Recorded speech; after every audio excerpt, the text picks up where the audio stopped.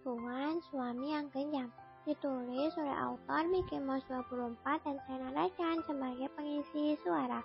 Episode 124, TSDK 121.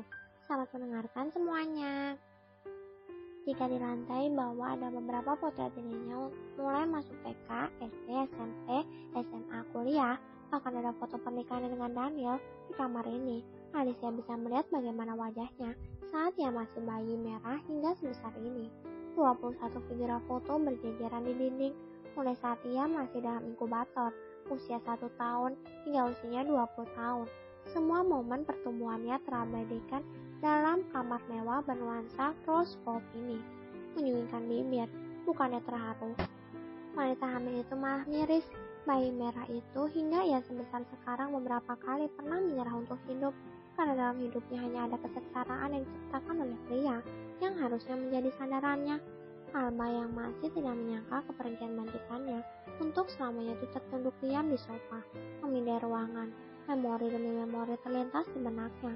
Dia ingat betul bagaimana wajah Parung Baya itu berada di rumah ini, selalu menampilkan binar sendu, membuka topengnya yang selalu terlihat biasa saja, padahal jiwanya juga terguncang. Bagaimana ayah dari 3 anak itu meneteskan air mata kala menyentuh figura putri bungsunya yang tidak bisa disentuhnya secara langsung, juga sosok suami yang begitu mencintai Nyonya Adara. Lamunan Alba teralihkan saat ia melihat nona mudanya keluar kamar dan menaiki tangga yang tak menyadari kehadirannya. Alba beranjak dan mengikuti Alicia dari belakang. "Anda di sini, Nona?" Alba buat melangkah masuk. Dapat Alba lihat jika istri Tuan Daniel itu terjepit kaget karena kedatangannya. "Boleh saya menceritakan dari mana Tuan Besar mendapatkan semua foto Anda, Nona?" ucap Alba yang tak mendapat respon dari lawan bicaranya. Alicia tak ingin tahu.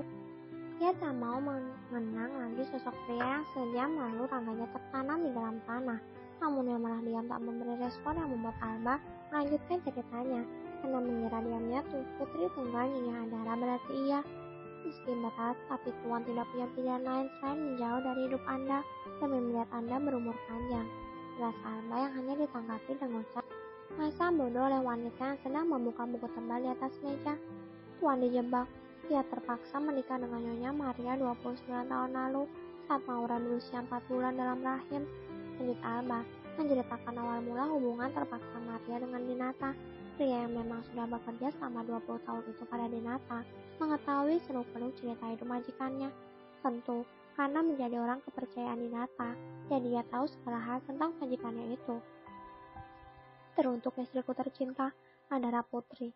Maafkan aku yang memilih menjadi pria pengecut, yang bahkan tak ada di sampingmu saat-saat terakhirmu." Seuntai kalimat dan sebuah foto wanita cantik dalam lembar pertama buku yang dibaca Alicia. Alba yang melihat nona mudanya tak merespon, melanjutkan ceritanya. 2 tahun Maria menggilai Dinata, namun karena tak bisa mendapati Dinata, Maria dibantu ibunya, Rini, menjebak Dinata sampai Maria hamil Mauren. Dinata yang kala itu masih mahasiswa semester 5, mau tak mau bertanggung jawab karena ancaman keluarga Maria. Juga Dinata tak mungkin membiarkan anaknya lahir tanpa seorang ayah. Dinata hanya pria biasa yang terlahir dari keluarga biasa. Ayahnya, Aswat, seorang polisi tingkat bawah, dan ibunya, Adinda, hanya seorang guru horoner dan memiliki 3 saudara. Sedang Maria memang pada masa itu adalah keturunan keluarga berada. Apalagi memiliki ayah seorang pejabat negara, Maria selalu mendapat apa yang diinginkannya, termasuk memiliki Dinata yang tak pernah meliriknya. Namun karena kelicikannya, dia bisa mendapatkan Dinata. Ya, Maria memang sejak remaja sudah jahat. Jiwa iblis itu sudah mendarah daging badannya. Seiring berjalan waktu, Tuan tak kunjung juga bisa menerima Nyonya Maria. Segala cara dilakukannya agar bisa mencintai wanita yang telah melahirkan nona Mauren itu. Meski hidup dengan Nyonya Maria, semua kebutuhan Tuan terpenuhi, Tuan hanya makin tertekan, sampai Tuan menyerah dan sudah tak kuat lagi. Ia menceraikan Nyonya Maria saat usia pernikahan mereka memasuki 7 tahun. Belas Alba lagi. Alicia Adara Dinata, malaikat kecilku yang sangat cantik. Ayah mencintaimu, nak. Maafkan ayah yang tak bisa menjaga ibumu hingga ia pergi meninggalkan kita. Lembar kedua yang dibuka Alicia, ada foto bayi merah yang tengah menguap dalam gendongan seorang pria yang menatap penuh cinta bayi itu. Keputusan Dinata itu membuat Maria marah. segala cara dilakukannya untuk tetap mempertahankan Dinata. Sampai dengan gampangnya, ia menggunakan ayah Dinata, Aswat, untuk membuat Dinata kembali lagi padanya. Nyonya Maria yang dibantu Tuan Andre, juga Nyonya Rini, membuat skandal tentang Tuan Aswat yang baru saja diangkat menjadi kepala polisi kala itu, sampai Tuan Aswat dipecat secara tak hormat dan tak bisa mendapat pekerjaan lagi untuk menghidupi istri dan ketiga adik Tuan Dinata. Sampai Tuan Aswat sakit-sakitan karena banyak beban, hingga beberapa bulan setelahnya beliau meninggal dunia. Alba terus menggulirkan cerita agar nona mudanya ini tahu sejarah kedua orang tuanya. Maaf karena harus mengasingkanmu dari dunia ayah, tapi percayalah, meski raga kita terpisah, kamu selalu ada dalam hati ayah, karena kamu adalah dunia ayah. Wanita yang tengah duduk di sofa sambil membuka lembar ketika mengulis tersenyum masam. Membaca rangkaian kalimat tulisan pena ini yang menggelikan, juga ada gambar seorang wanita berjilbab sedang menggendong bayi di sebuah bangunan panti yang dikenalnya sebagai tempat di mana ia pernah hidup 10 tahun lamanya di sana. Dinata yang sudah tak memiliki pekerjaan karena tak ada perusahaan yang mau menerimanya setelah bercerai dari Maria, tak bisa berbuat apa-apa, hanya sedikit menyesal karena keegoisannya membuat ayahnya mengalami pembalasan dari keluarga Maria. Ya, Dinata tahu, tapi ia tak punya apa-apa untuk menuntut. Hingga Tuan Dinata mencoba peruntungan untuk meninggalkan Jakarta dan merantau ke Surabaya. Dan di sana dia bertemu seorang gadis cantik keturunan Taiwan sedang kesusahan. Wanita itu yang tak lain adalah Nyonya Adara, baru saja menjadi korban copet. Alba bercerita sambil memperhatikan sisi kamar ini.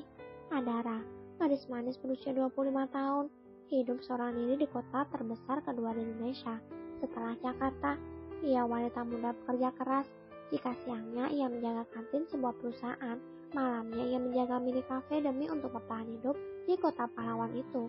Dinata yang kala itu sudah berusia 27 tahun, jatuh cinta untuk pertama kali dalam hidupnya, sejak pandangan pertama dengan wanita keturunan Taiwan itu. Tak terasa usiamu kini 1 tahun, selamat ulang tahun malaikat kecil ayah. Maaf beberapa bulan ini ayah hanya bisa melihatmu dari kejauhan, karena ayah tak mau ada yang curiga jika ayah sering datang berkunjung. Maafkan kepengecutan ayah nak. Lembar demi lembar Alicia buka. Pada lembar ini, kembali seorang pria menggendong bayi mungil cantik dan mengemaskan, memakai gaun merah muda dengan sebuah kuetar bertuliskan 1 tahun. Karena mencari kerja di perusahaan tidak gampang, hingga Tuan Dinata menerima tawaran dari Nyonya Adara untuk bekerja di tempatnya. Tuan tidak masalah, yang penting halal dan bisa mendapatkan uang, karena beliau punya tanggung jawab pada ibu juga pada ketiga adiknya yang masih kuliah dan sekolah. Mengenai nona Mauran kecil, Tuan sedikit lega karena ia bisa hidup bergelimang harta dengan keluarga Nyonya Maria. Jadi Tuan tidak terlalu merasa bersalah meninggalkan nona Mauran. Tuan dan Nyonya Adara akhirnya bekerja di tempat yang sama, hingga benih-benih cinta di antara keduanya semakin berakar kuat. Lanjut Alba. Dan karena cinta itu semakin kuat, mereka memutuskan menikah. Namun masih siri karena Adara tak memiliki kartu identitas.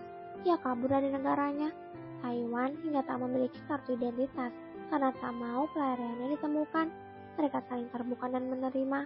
Adara tahu Dinata seorang duda dan punya anak, namun karena cinta Adara tak masalah, apalagi ia tak merebut suami orang. Ibu adalah kata pertama yang bibir kecil mengucapkan. Ibu pasti bahagia di surga nak. Meski ayah merasa iri, tapi ayah sadar bahwa ayah hanyalah ayah pengecut yang tak bisa melindungi malaikat kecil secara terang-terangan. Bahkan ayah yang bisa menyaksikan pertumbuhanmu sebulan sekali dari jarak jauh. Tulisan itu disertai beberapa gambar balita kecil yang sedang belajar berjalan di pekarangan ditemani ibu panti. Oke para pendengar semua, sampai jumpa di episode selanjutnya. Sampai semua. Kalau kamu mau dengar audiobook lebih banyak dan gratis, segera download Audiotune.